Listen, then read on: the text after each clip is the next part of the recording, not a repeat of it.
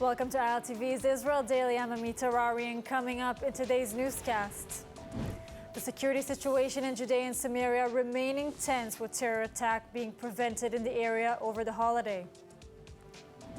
Meantime, Roger Waters, the controversial performance, the investigation and the comments. And later, the Israeli U20 soccer team making history in Argentina, qualifying for the round of 16.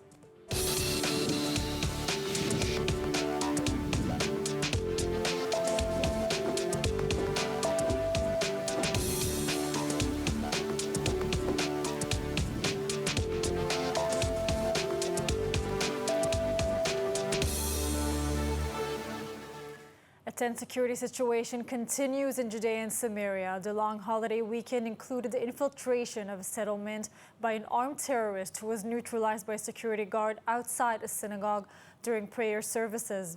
ILTV's Steve Leibovich reports.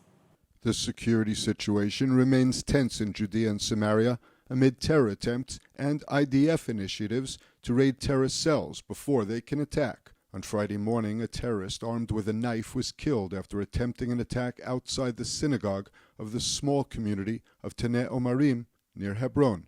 After infiltrating through the security fence, the terrorist headed for the community synagogue, where holiday prayer was underway. He was shot by security guards before causing any injuries. Earlier, the IDF staged the raid in the Aqabat Jabbar refugee camp near Jericho. 8 Palestinian combatants were injured during the raid. Security forces cordoned off the area before raiding buildings in search of wanted terrorists. Gun battles erupted. No soldiers were injured. The IDF said troops came under gunfire as well as Palestinians hurling stones and Molotov cocktails. IDF forces responded with live fire and riot dispersal means. The army said troops detained Palestinians suspected of involvement in terror activities and arms sales. In a separate IDF raid, security forces arrested a Palestinian fugitive accused of carrying out a shooting attack against a bus carrying soldiers in the Jordan Valley in September 2022. Maher Turkman, along with his son and nephew, opened fire at the bus from a passing vehicle, seriously injuring a soldier and the civilian driver, and lightly wounding 5 other soldiers. The trio attempted to then set fire to the bus. In the process, their car caught fire. Maher's son died of his wounds, and his nephew was arrested by troops. Maher managed to flee the scene. He was on the run until his arrest. During the holiday weekend, there were isolated clashes reported between Jewish and Palestinian residents of Judea and Samaria. IDF intervention was required to restore order.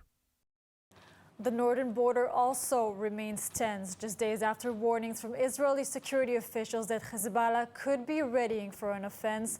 One of the Lebanese terror group's drones attempted an infiltration into Israel. The tension comes as Hezbollah is celebrating Israel's withdrawal from Lebanon in 2005. ILTV's William Sharon has more. The military used electronic warfare to track and bring down Hezbollah's unmanned vehicle just after it enters Israel's airspace along the Lebanese border and the Upper Galilee. According to the army, the drone was tracked throughout the incident and posed no direct danger. It was a small, unarmed surveillance unit brought down via electronic means when remote signals interfered with the aircraft's handling, causing it to fall. The infiltration attempt came days after warnings from Israeli security officials saying that the Hezbollah and other forces on the northern border could be readying for an offense. Nasrallah responded during a televised speech marking Hezbollah's Liberation Day, marking Israel's withdrawal from the southern Lebanon in 2000. He did not deny war preparations. العدو وزير حرب العدو رئيس أركان جيش العدو لقادة العدو عليكم أن تنتبهوا وأن لا تخطئوا في التقدير. مش بس أنتم بتقولوا لنا أن لا نخطئ في التقدير، عليكم أنتم أن لا تخطئوا أيضا في التقدير. يؤدي إلى تفجير كل المنطقة.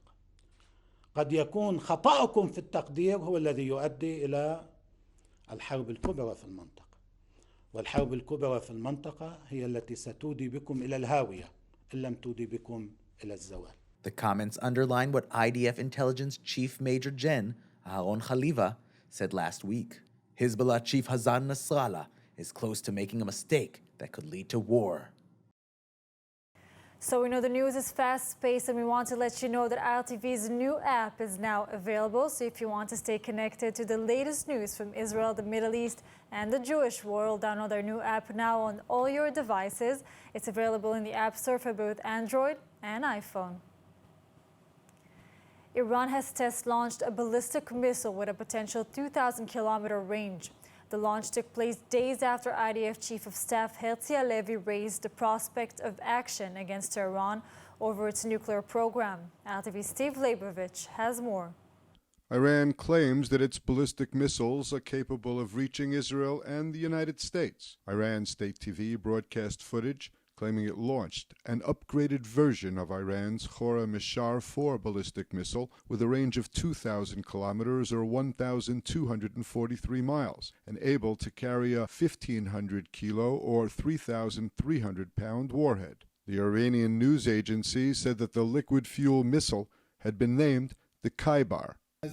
موشک بالستیک راهبردی نقطه زن خرمشهر 4 که ارتقا یافته موشک‌های قبلی است رونمایی کردیم. Last week, Chief of Staff Halevi mooted possible military action against Iran. This as efforts by 6 world powers to revive Tehran's 2015 nuclear deal have stalled since last September. And this amid growing Western fears about Tehran's accelerating nuclear advances. Israel sees Iran as an existential threat, with its ballistic missiles potentially able to carry nuclear warheads.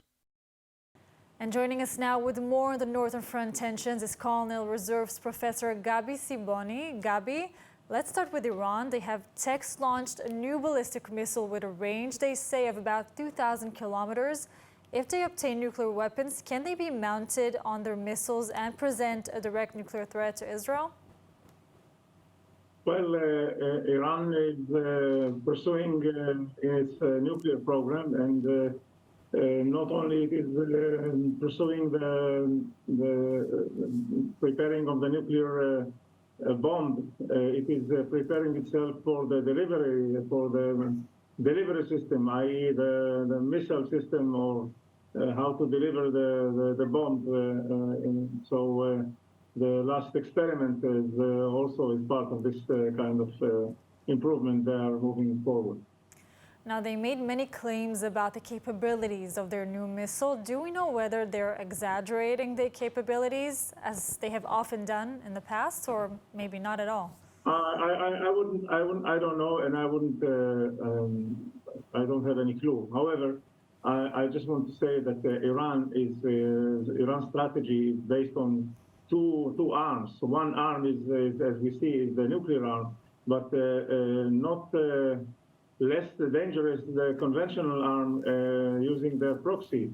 They are using, they are preparing to use Hezbollah in Lebanon, Shiite militia in Syria, and as well as inside Israel using Israeli Arabs and Arabs from Judea and Samaria, and of course in the Gaza Strip, the Islamic Jihad and Hamas. They are all part of the grand strategy of Iran, and they will.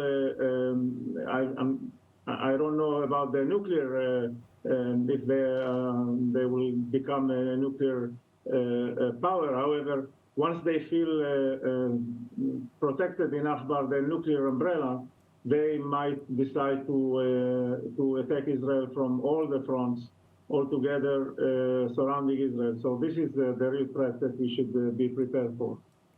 Now, closer to home, and the Hezbollah terrorists just over the northern border, they sent a drone to spy on Israel in the Galilee.